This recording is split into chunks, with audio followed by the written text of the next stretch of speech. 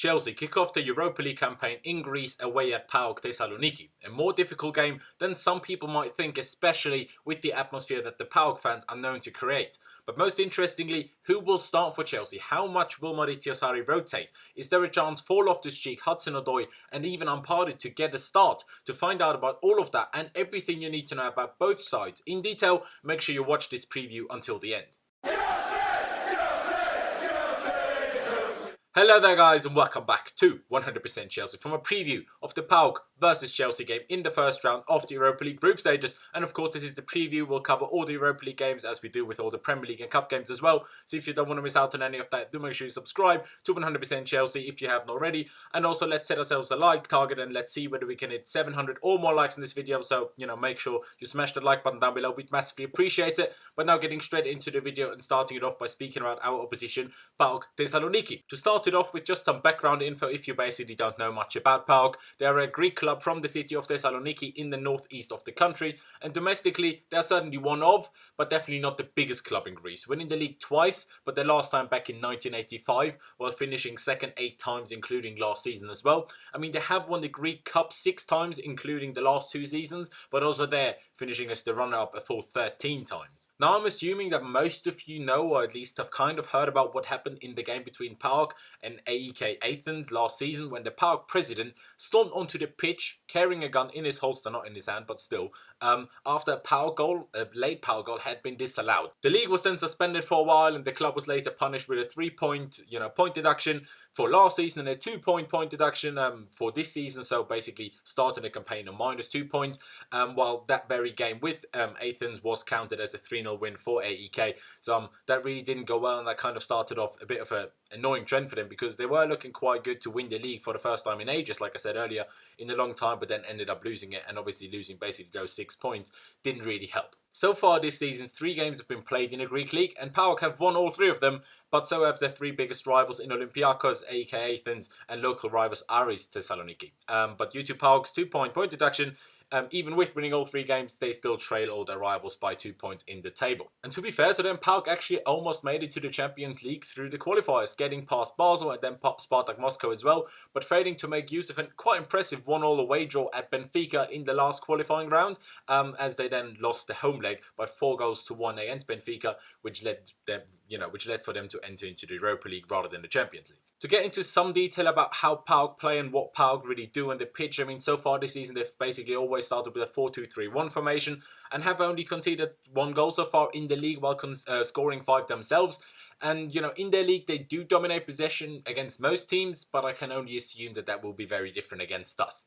But talking about their best, the most dangerous players is a bit tricky because I won't lie and say that I've watched any PAOK games recently before making this video, and none of their players have scored more than 1 goal this season. So, and the only player I personally know is former Wolfsburg player Vieirinha from Portugal, who rejoined PAOK last summer after already playing there before he spent the Bundesliga. The Bundesliga was either a right mid or a right back, but now for PAOK, last 2 games he's been playing at left back, so I don't really know what's happening, but that's the only of their players I know in all honesty. And, I can do as much research as I want. It's tricky to really make out who their best players are.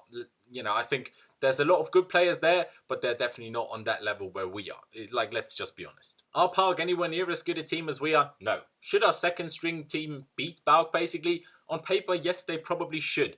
But going away to PAOK, which some players have compared to basically going to hell because it's that mad, even though Benfica winning their 4-1 only a few weeks back kind of counters that argument, but still the atmosphere their fans create is an absolute madness, and I can see why and how it would be intimidating for any opposition's play, especially if you're not used to playing under that kind of atmosphere, which players that play in England, sadly that's just the case, are not used to. And if you don't know what I'm on about, what you saw in the thumbnail of this video, that is the PAOK Stadium when, they pull off what is called the Ring of Fire. And I mean, if you want to YouTube search, if you want Ring of Fire PAOK, it's an absolute madness. And I personally, I love a madness. I'm not English. I grew up with ultras and flares and explosives, etc. I grew up with that being normal in a football stadium. I love it basically. So I'm pretty annoyed I couldn't make the game, but the flights were simply too expensive from where I live, but that's what it is. PAOK haven't made the group stages of any European competition in 3 years, so I can only assume that the fans will be up for it and the players will also be up for it. So, the atmosphere will be tricky. And, to every Chelsea fan attending the game, be safe, but also have fun because I'm very jealous, I can't lie. I mean, I don't expect to see a ring of fire or something mad tomorrow night, but chances are it's still going to be an absolute madness, and like I said, I'm a bit jealous. And to be honest, that's really it about PAOK. But before getting into Mauricio Sarri's press conference, let me quickly mention BetBull, who we've teamed up with again today. So thank you to them for that, firstly. And like I told you a few weeks back already, it's simply a very good and handy app for betting. So if you are 18 or older and do enjoy yourself some betting, use the link in the description to download the app. I'm sure you'll enjoy it. To me, it's just it just feels like a bit more interactive and less boring than some other apps out there. You can see, you know, the bets other people have placed. You can bet on the same things they have bet on. Basically, you can copy the ACAs if you want. You can even follow other tipsters if you kind of find someone that, you know, think picks out bets that you might like to copy on a regular basis. If you want to, you can even follow us and the ACA we have created, again by downloading the app via the link in our description. But of course, you can also build your own accumulators, either by using the feature ACA Lab, which I've showed you basically last time, or of course you can also just build your own one, like I just said, and like you can see on screen now as well. Basically, you just pick out the bets you like. As you can see, the odds going up and up, at the bottom right, the more bets you add, basically, obviously. And once you're happy with what you've chosen, you place your bet. As you can see, we did a cheeky, Chelsea away win for tomorrow night. But after that, you can use BetBull's feature of spinning the wheel as well after you did place your bet. And from that spinning the wheel feature, you can basically get an extra booster on your bet or an insurance in case basically your bet doesn't work out. And as you can see on screen now, we basically got a boost of 5% here. And I mean, who can complain about that really? Just a 5% booster on our odds. And who can complain about that? Just spin the wheel and you get some extra help basically for your bet that you didn't even pay for, so that's great obviously. So yeah, if you are at least 18 and do want to check out the BetBull app, make sure you use the link in the description of this video, because that way you also help out the channel, which we'd of course appreciate massively. The terms and conditions you will of course also find there once you click the link, and of course always make sure that you do bet responsibly. But again, thank you to BetBull for teaming up with us, and like I said, download the app if you want to via the link in our description. But now let's get into Mauricio Sarri's press conference ahead of the game against PAOK tomorrow evening. And in the press conference, Sarri did confirm that Eden Hazard and David Luiz stayed in London to rest and train, but Mateo Kovacic is recovering from the minor injury that forced him off early against Cardiff last week, and that is the reason why he did also stay in London. Asked whether Ruben Loftus-Cheek will play, the boss said, and I quote, "I don't know about Loftus. He always calls him Loftus for whatever reason. For me, he's a very good player. I don't know if there is a spot for him tomorrow. There is in the future. Now it is very difficult because in the first part of the season, it is very important to play with a very solid team. I might change 4 or 5 players, but it is impossible to change every player in the match." And he also made it clear that we will have to play a good game to win against PAOK tomorrow evening. That was then followed up by a question whether Hudson-Odoi might get a start, and the boss said the following: "For Odoi, in his position in the last match, played Pedro and Hazard. I've also played Moses and Willian. Ampadu, Odoi and Loftus are the future. I don't know if the right time tomorrow is for Odoi." So basically that, in all honesty, was Mauricio Sarri confirming that neither Loftus-Cheek nor Hudson-Odoi nor Ampadu will start tomorrow, which is a bit annoying. But, I mean, that was really from the press conference. It was, Sarri turned up late and Willian turned up as well and said some things that no one really cares about because it wasn't that interesting.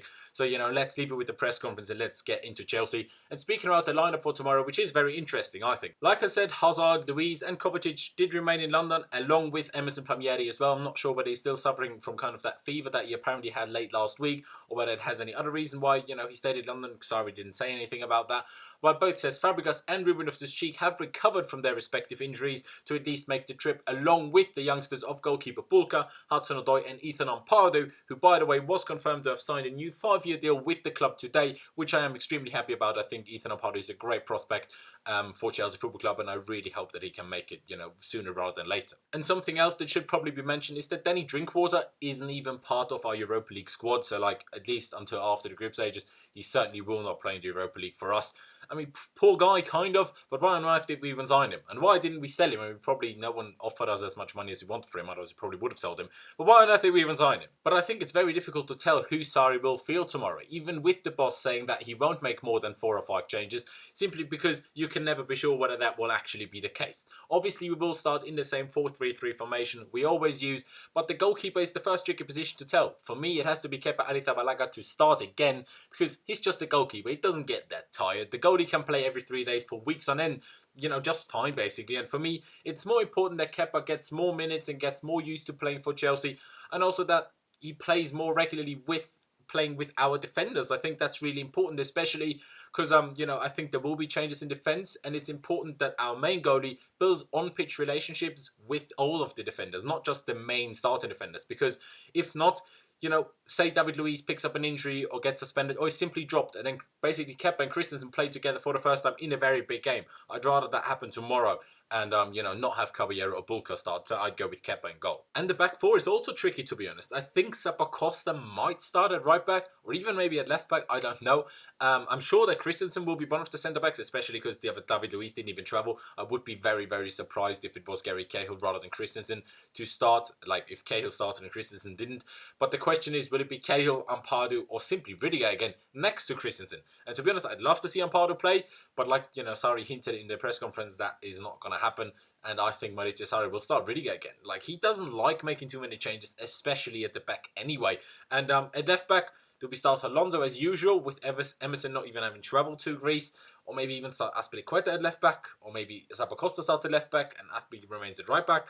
Who knows? To be honest, I think Alonso will stay at left back. Will Azpi stay at right back as well? I don't know. That's really almost impossible for me to tell, I think. And in midfield, it's also difficult to tell who will start. Barkley will start, in my opinion. That's almost for sure.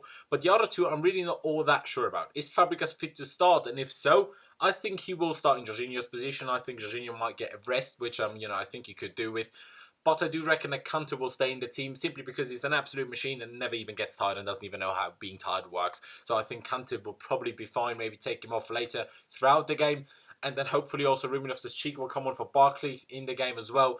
And I think that's the most likely, you know, thing to happen in midfield if Fabregas is fit to start. And then, of course, coming to the front three, I mean, Morata will certainly start up front. That's basically for sure. Sarri basically already confirmed that after Cardiff, after which he said he watched 4 games of Cardiff and 4 games of PAOK last week, and decided that Giroud was better suited for playing against Cardiff and Morata was better suited for playing against PAOK. So, you know, he basically confirmed that was going to happen. After the Cardiff game, the boss also said that one of Pedro or Hazard would be rested against PAOK. And Hazard obviously ended up staying in London, so it's clearly him that's being rested. But does that mean that Pedro will start? Because William will almost, you know, is almost guaranteed to start in my opinion. But if Pedro doesn't start, will it be Moses or will it be Hudson-Odoi alongside William? I mean, for me personally, it absolutely should and has to be Callum Hudson-Odoi.